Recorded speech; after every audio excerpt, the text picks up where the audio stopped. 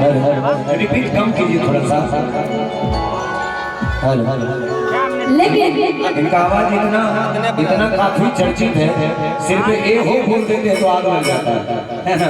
तो थोड़ा सा एकदम साफ कीजिए, है ना, साफ रहे आवाज, सबको सुनाई पड़े स्पष्ट। इनको कम कीजिए, थोड़ा सा कम कीजिए इनको। Hello hello hello hello hello.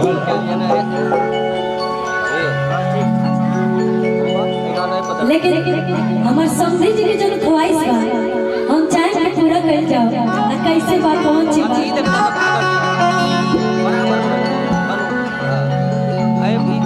ना दहेज में समान चाहे आना ही बात के मकान चाहे ना दहेज में समान चाहे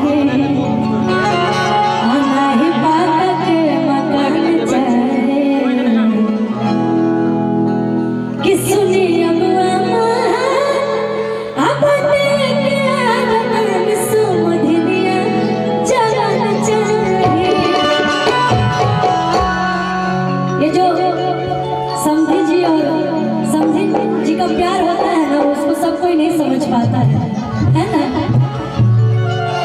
लेकिन बहुत प्यार से बोल रहे हैं।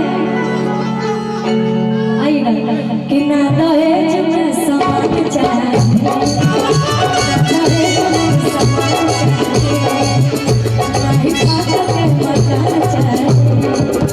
सुनिए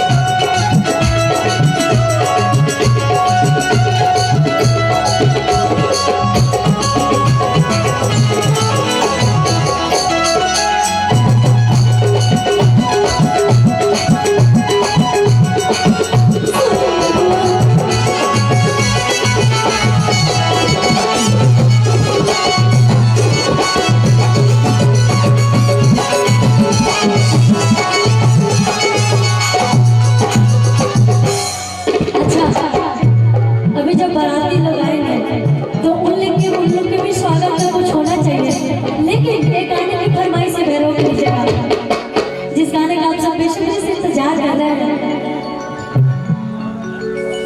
अरे चश्मा लगा के सोल लगा करा असौत वाला हीरो से न काम लगा करा कितना हर के दिल हो दे हो बेकोरे जत काम लगा करा।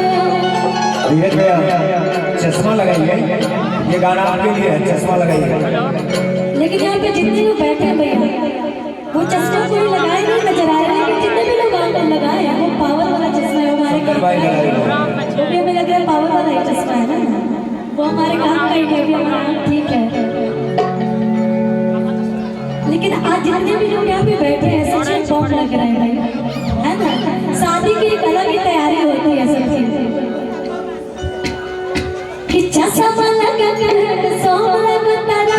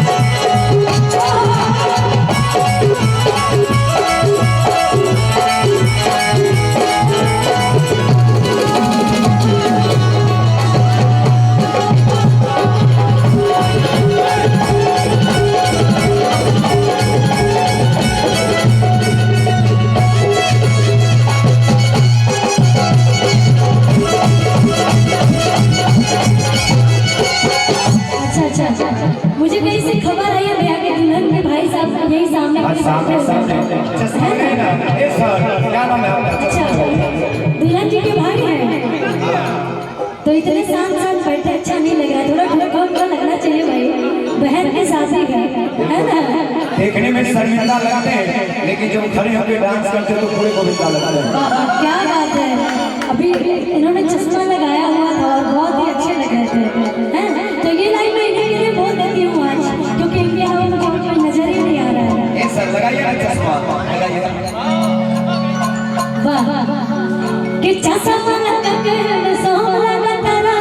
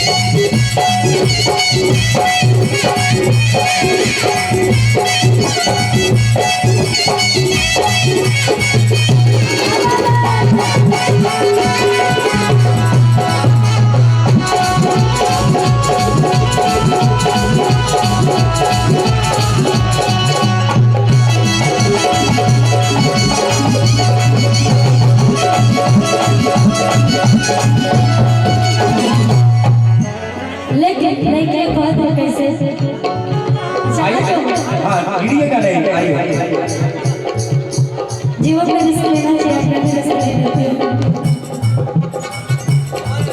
लेकिन लड़की कैसे ताकत कर रही है, नहीं और ये हमारी धीरज सिंह जी की तरफ से ये 500 रुपये का आशीर्वाद है। बहुत बहुत शुक्रिया धीरज सिंह जी को, पूरे 500 रुपये का आशीर्वाद। लड़कियां बहुत है पैसे हीरो धीरे धीरे हंस के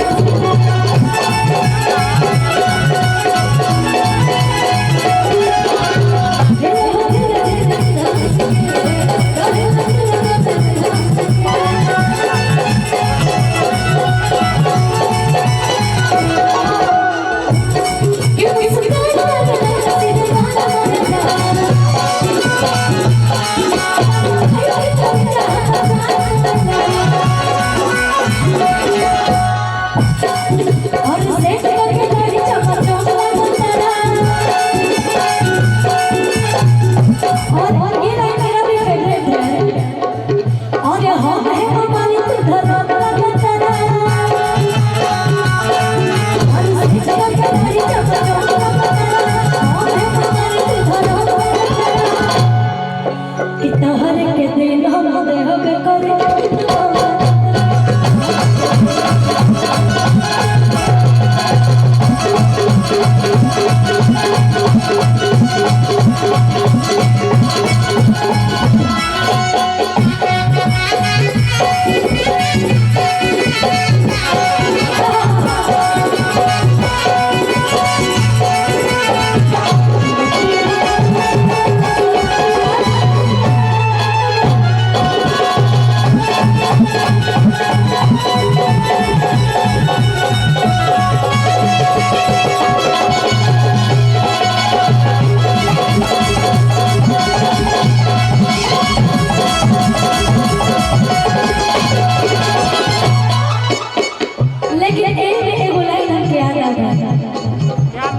एगो लड़की अपना पति से कहत है कैसे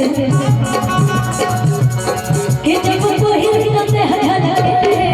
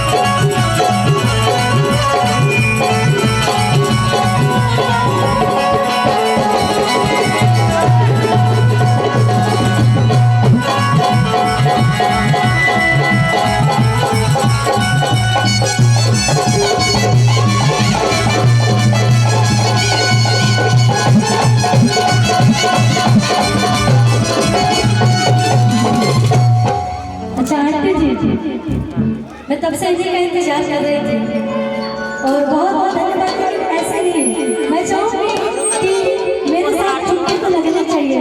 आज बहुत ही खुशी का दिन है ना। लेकिन जितने मेरे भाभी लोग हैं, चलिए आंटी जी तो मन नहीं, लेकिन भाभी लोग तो कर ही सकते हैं ना क्या। और ये आशीर्वाद है और कहना है कैसे कि जब पहले